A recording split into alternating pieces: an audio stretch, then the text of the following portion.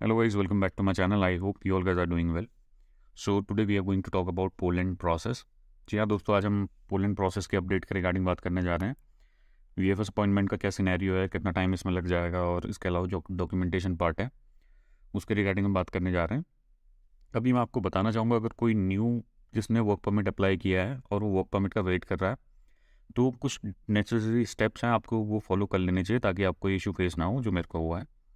मैं आपको कहूँगा कि अगर आपने एक बार वर्क परमिट अप्लाई कर लिया तो उसके साथ ही साथ आप पीसीसी भी अप्लाई कर लें, क्योंकि जैसे ही वर्क परमिट आता है, वर्क परमिट आजकल थोड़ा जल्दी वो लोग रिलीज़ कर दे रहे हैं। उसका टाइम ड्यूरेशन 1.5 से 2 महीने के अंदर आपका वर्क परमिट आ जाएगा। जब आपका वर्क परमिट आएगा आपके पास, तो उस टाइम पे आपके पास अपने सारे अदर सपोर्टिंग डॉक्यूमेंट होने चाहिए। जैसे आपकी मार्कशीट होनी चाहिए, 10th-12th की मार्कशीट। अपोस्टल कराते हैं तो वेल एंड गुड है। अपोस्टल का एक फ़ायदा ये हो जाता है कि अभी फॉर अ टाइम बीइंग आप पोलैंड जा रहे हैं, वहाँ के लिए रिक्वायरमेंट नहीं है अपोस्टल, पर आप वहाँ जब पोलैंड जाने के बाद कहीं और जाएंगे, जैसे कोई अदर कंट्री है, जैसे आप जर्मनी चले जाओगे या ऑस्लो चले जाओ, नॉर्वे चले जाओगे, तो उसमें जो मेन रिक्वायरमेंट बहुत सी कंट्री की ये होती है कि उसमें डॉक्यूमेंट अपोस्टल की रिक्वायरमेंट होती है। फिर उस टाइम पे आपको सेम प्रोसेस फॉलो करना होगा, वहाँ से इंडिया डॉक्यूमेंट अपने भेजने पड़ेंगे। बहुत लेंदी प्रोसेस हो जाएगा, इसमें बहुत ज़्यादा टाइम लग जाएगा। इससे बढ़िया मैं आपको कहूँगा कि आप अपने डॉक्यूमेंट अभी अपोस्टल कर लें, to be on a safer side. You never know कि आप कितने टाइम ड्यूरेशन तक का वहाँ पर को पोलैंड में स्टे करते हैं। क्या पता आप कुछ टाइम ड्यूरेशन के बाद उस लोकेशन को छोड़ के कहीं और चले जाएँ, यूरोप के अंदर ही कहीं और मूव कर लें, तो उस टाइम पे आपको इसका रिक्वायरमेंट होगा। पीसीसी तो आप वहाँ से कर सकते हैं, उसमें कोई इशू नहीं आता। पीसीसी हो जाता है वहाँ से होने को, डॉक्यूमेंट अपोस्टल भी हो जाते हैं, पर बहुत लेंदी प्रोसेस होगा। पहले आपको यहाँ पर को किसी को अपने डॉक्यूमेंट भेजने पड़ेंगे, जो यहाँ पे ऑनलाइन अपोस्टल सर्विस प्रोवाइड करते हैं। पहले उनको यहाँ से डॉक्यूमेंट शेयर करने पड़ेंगे आपको, फिर वो लोग अपोस्टल करके आपके डॉक्यूमेंट दोबारा उधर भेजेंगे। अभी जो एक डॉक्यूमेंट अपोस्टल करने के जो चार्ज लगता है 1300 रुपीज़ लगता है। अगर आप 10th-12th की मार्कशीट अपोस्टल करा लेंगे तो 2600 के अंदर आपका अपोस्टल हो जाता है। 150 रुपये एक बार के कुरियर चार्जेस लेता है और 150 रुपये आपको आते वापस करते समय कुरियर चार्ज पे करने होते हैं। टोटल जो आपका 2900 के अंदर अपोस्टल हो जाते हैं डॉक्यूमेंट। पीसीसी अपोस्टल की रिक्वायरमेंट नहीं है। पीसीसी 6 महीने के लिए वैलिड रहता है, 6 महीने के बाद एक्सपायर हो जाता है। अगर आप अभी अपनी डॉक्यूमेंट अप्लाई कर रहे हैं तो सेम आप उसी टाइम पे अपना पीसीसी भी अप्लाई कर दें। पीसीसी आप जैसे ही अप्लाई करेंगे उसके एक हफ्ते के अंदर आपको अपॉइंटमेंट मिल जाता है। अपॉइंटमेंट मिलने के बाद आप जैसे ही अपने डॉक्यूमेंट लेके उधर पे जाते हैं, आपका डॉक्यूमेंटेशन पूरा कंप्लीट हो जाता है। उसके एक हफ्ते के अंदर अंदर वो लोग वहाँ से रिलीज़ कर देते हैं। टोटल आपका जो पीसीसी आने में कम से कम 25 से 30 दिन का टाइम लग जाता है। और ये डिपेंड करता है, अगर रिमोट एरिया पर आप रह रहे हैं तो 25 से 30 दिन का टाइम लगेगा। अगर आप किसी सिटी एरिया में रह रहे हैं तो उसमें आपको 15 से 15 to 20 डेज़ के अंदर आ जाता है। इतना टाइम ड्यूरेशन होता है इसका। काफ़ी लेंदी प्रोसेस है। इसके लिए पहले पीसीसी आपको वहाँ जाना पड़ेगा, फिर उसके बाद पासपोर्ट सेवा केंद्र पर ऑनलाइन पहले आप डॉक्यूमेंट अप्लाई करते हैं, अपनी सारी फाइल बनाते हैं, सपोर्टिंग डॉक्यूमेंट अपलोड करते हैं। 500 रुपये आपकी फ़ी रहती है। उसके बाद आप पासपोर्ट ऑफिस में जाते हैं, जिस दिन का आपको अपॉइंटमेंट मिलता है अपने डॉक्यूमेंट सबमिट करते हैं अपने ओरिजिनल पासपोर्ट को लेके। ओरिजिनल पासपोर्ट आपको लेके जाना होगा वहाँ पे। इसके साथ आपको 2 फोटो पासपोर्ट की आपको फ़ोटोकॉपी लेके जानी होगी। एक आपको अपना आईडी कार्ड लेके जाना होगा, आधार कार्ड, पर वो लेते नहीं है। पर फॉर चेकलिस्ट जो उन लोगों ने बनाई है, इसमें एक चीज़ ये रिक्वायरमेंट होती है, वो आपका करंट एड्रेस चेक करते हैं, आप कहाँ रह रहे हैं। और आपको बताऊँ, अगर जो आपका पासपोर्ट में एड्रेस है और आपका आधार कार्ड में एड्रेस है, दोनों सेम होने चाहिए। अगर आपका डिफरेंट है तो इसमें कभी कभी ऐसा सिनेरियो हो जाता है, अगर दोनों आधार कार्ड और पासपोर्ट का जो एड्रेस है उससे आप जहाँ पर को रह रहे हैं, जहाँ का आपने पुलिस वेरिफिकेशन जहाँ इनिशिएट करवा रहे हैं, अगर दोनों एड्रेस में डिफरेंस होता है तो वो लोग आपका ओरिजिनल एड्रेस मांगते हैं और आपको ये कह देते हैं कि अगर आप जो रीसेंट जगह पे रह रहे हैं, अगर आपका वहाँ का कुछ आईडी प्रूफ नहीं है तो आपका जो ओरिजिनल प्लेस है जहाँ आप रहते थे, आपको वहीं का कराना होगा। बहुत से केस में ऐसा होता है कि जैसे एक एग्जांपल दे रहा हूँ आपको मैं, जैसे कोई देहरादून में रहने वाला इंसान है और वो दिल्ली रिलोकेट कर गया, जॉब कर रहा है, ठीक है, और वो दिल्ली से अप्लाई कर रहा है अपना पुलिस क्लियरेंस सर्टिफिकेट, तो उसको दिल्ली से भी अप्लाई कर सकता है, पर उसको जो एड्रेस मेंशन करना होगा वो देहरादून मेंशन करना होगा इंस्टेड ऑफ दिल्ली का करंट एड्रेस। वो देहरादून का एड्रेस मेंशन करेगा तो वहाँ पर को जैसी डॉक्यूमेंटेशन होने के बाद जो पुलिस वेरिफिकेशन होगा उसके होम एड्रेस में इनिशिएट होगा। उसके 15-20 डेज़ में आपका जो होम एड्रेस है वहाँ पर को पीसीसी आ जाता है। अब इसमें जो पहले कराने में क्या फ़ायदा होगा आपको बताना चाहता हूँ। जैसे मैंने जनवरी वाले टाइम पे अपना पीसीसी दिसंबर जनवरी वाले टाइम पे मैंने अपना अपॉइंटमेंट बुक कर लिया था Feb 23 का, और उसके बाद मैंने डॉक्यूमेंटेशन मेरे जनवरी लास्ट में आ गए थे। जनवरी 2020 के आसपास मेरा डॉक्यूमेंट आ गए थे वहाँ से सारे बन के। और उसके बाद जो दूसरा सिनेरियो ये हुआ कि मैंने 23 फरवरी का अपॉइंटमेंट लिया था और मेरा पीसीसी नहीं हुआ था। फिर उसके बाद मैंने पीसीसी इनिशिएट कराया 1 तारीख को, तो मेरा आने में टाइम लग गया कम से कम। मेरा 23 का मेरा अपॉइंटमेंट था, 25 तारीख को मेरे पास मेरा पीसीसी का डॉक्यूमेंटेशन आया, तो मेरा अपॉइंटमेंट कैंसिल हो गया। उसकी वजह से मेरे को इतना लंबा रुकना पड़ा। अभी 4 महीने का टाइम होने वाला है। अप्रैल भी अभी पूरा ख़त्म हो जाएगा, अभी अपॉइंटमेंट कुछ नहीं मिला है, कोई अभी इसकी गारंटी नहीं है कि इसमें अपॉइंटमेंट मिल पाएगा नहीं मिल पाएगा। ये पूरा उन पर डिपेंड करता है और लक पे डिपेंड करता है। कुछ अपॉइंटमेंट रिलीज़ करेंगे मेरे को लगता है अप्रैल लास्ट में, क्योंकि 2-3 महीने हो गए उन लोगों ने अभी कोई अपॉइंटमेंट ज़्यादा रिलीज़ नहीं किए हैं। तो इनका भी कुछ कोटा होता है, उसके बेसिस पे अपने अपॉइंटमेंट रिलीज़ करते हैं लोग।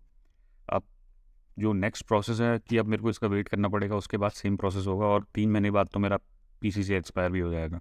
अगर मेरे उस टाइम पे सारे डॉक्यूमेंटेशन हो गए होते तो मेरे को अपना रिजल्ट पता हो गया होता कि मेरा वहाँ पोलैंड में अप्रूवल आएगा नहीं आएगा। अगर रिजेक्शन आता तो फिर मैं कोई और अल्टरनेटिव वे के लिए ढूंढता।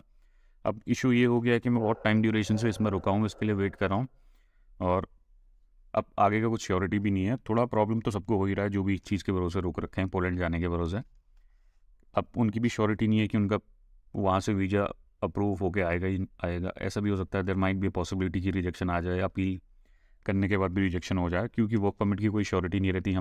आप भी जानते हैं, मैं भी जानता हूँ जिन लोगों ने वर्क परमिट अप्लाई किया है।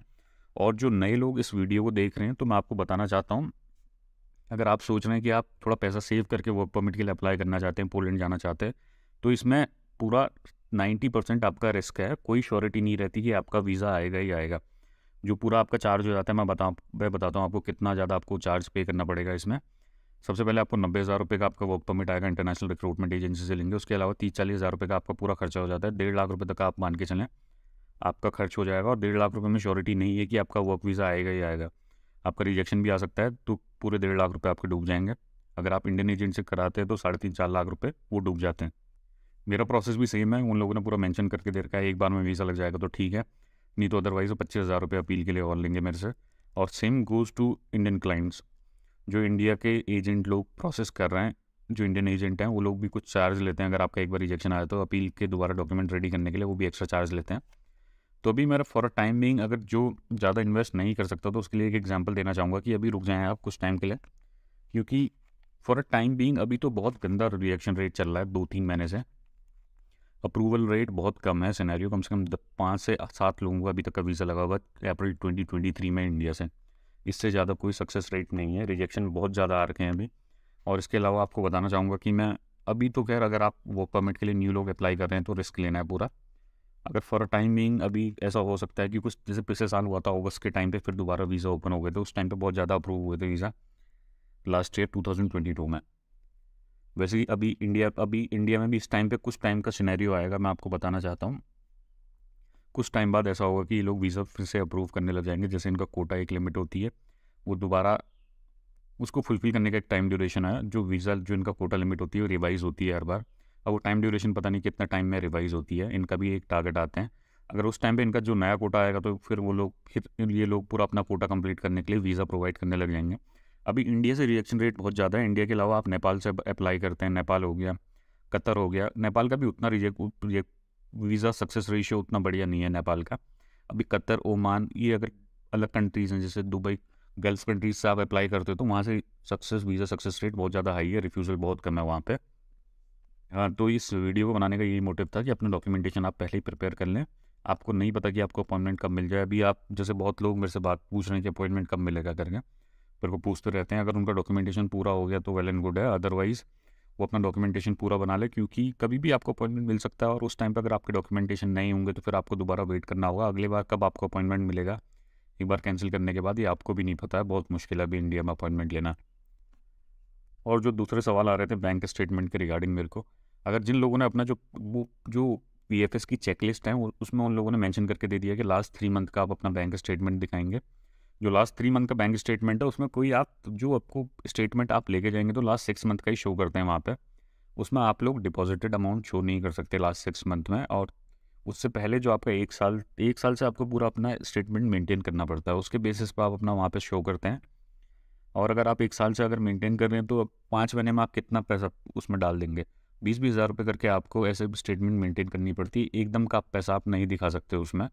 इसके अलावा आपको बताना चाहता हूँ मैं, आप बैंक सर्टिफिकेट ऑप्ट कर लें, कोई ज़्यादा इशू नहीं रहता। अभी ऐसा कुछ अपडेट आया नहीं है कि उनके एंड से कि बैंक सर्टिफिकेट में रिजेक्शन ही कंफर्म है कि रिजेक्शन आएगा ही आएगा, बैंक स्टेटमेंट में रिजेक्शन आएगा, ऐसा कुछ नहीं बोल रखा है उन लोगों ने। बैंक स्टेटमेंट का आपका 2 ऑप्शन चलते हैं, या तो आप बैंक सर्टिफिकेट ले लें, बैंक स्टेटमेंट ले लें। इससे पहले बहुत जैन फैब वाले टाइम पे बहुत सारे लोग हैं जिन लोगों ने बैंक सर्टिफिकेट शो करके उन लोगों को वीज़ा अप्रूव हुआ है। और बैंक सर्टिफिकेट ऑप्ट करना बहुत ईजी प्रोसेस है। नेट बैंकिंग में लॉगिन करो, बैलेंस सर्टिफिकेट निकाल लो, आपकी सारी डिटेल होती है उसमें। आपको पता भी नहीं चलता कि आपने कब मनी डिपॉजिट किया है। और आपको जो बैंक बैलेंस शो करना होगा, एक ही अकाउंट से शो करना होगा, आप 2 अकाउंट से बैलेंस शो नहीं कर सकते। 2 अकाउंट से आप बैलेंस शो करने के लिए आप डॉक्यूमेंट लगाएंगे, वो लोग एक अकाउंट का हटा देंगे, वहाँ पे एक ही अकाउंट का लेंगे और इसमें आपका रिजेक्शन आ जाएगा 3 नंबर में। इसके अलावा जो जो भी लोग अभी वेट कर रहे हैं बहुत टाइम से, अगर वो आप एक बार मेरे को बता दें कि अगर आप उनका वर्क परमिट कब तक का वैलिड है। जैसे जो मेरा वर्क परमिट आया वो 2022 से 2025 तक का वैलिड है, मैं इस टाइम पे कभी भी अप्लाई कर सकता हूँ, तो इसका इशू नहीं होगा। पर 5 साल तो ये लोग ऐसा कहते हैं कि 5 साल की 3 साल की मेरे को वैलिडिटी बना के दे रखी है, पर वो भी ऐसा होगा कि अभी सितंबर अक्टूबर वाले टाइम पे अप्लाई करूँगा तो तभी उनका वेज रेट बढ़ जाएगा और उसमें ये इशू आएगा, फिर मेरा रिजेक्शन हो जाएगा उसमें, क्योंकि जो एवरेज सैलरी होती है, बेसिक सैलरी होती है, उससे सैलरी बहुत डाउन हो जाएगी। अभी 3600 है। सितंबर अक्टूबर तक का अगर मैं अभी भी फाइल लगाऊंगा तो मेरे को कोई इशू नहीं आएगा। अक्टूबर के बाद जो उनका बेसिक सैलरी हो दोबारा बढ़ेगी, 3900 के अप्रॉक्सीमेटली हो जाएगा। उस टाइम पे मैं 3600 का अपना डॉक्यूमेंट लगाऊंगा तो रिजेक्शन आने के बहुत ज़्यादा चांसेस हैं।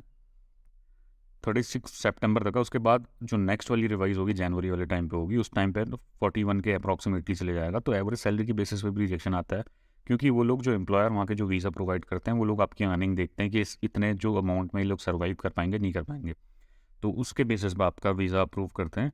और बाकी तो सारा अलग डिपेंड करता है। मेरे को लगता नहीं कि अनस्किल्ड वीज़ा पे कुछ वर्क टाइप वगैरह देखते हैं, आपका डॉक्यूमेंट पूरा सही है और तो वो लोग वहाँ से प्रोसेस कर देते हैं। बाकी entirely depends on your luck.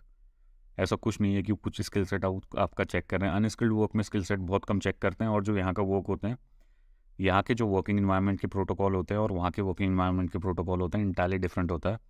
जो वर्क टाइप ही डिफरेंट होता है। अगर आप इंडिया में वेयर हाउस में वर्क कर रहे हैं तो उसकी पूरी रिस्पॉन्सिबिलिटी डिफरेंट होती है। जो जिस तरीके से इंडियन में टेक्निक यूज़ कर रहे हैं, जिस तरीके से इंडिया में काम करते हैं, वो डिफरेंट रहता है एज़ कम्पेयर टू यूरोप।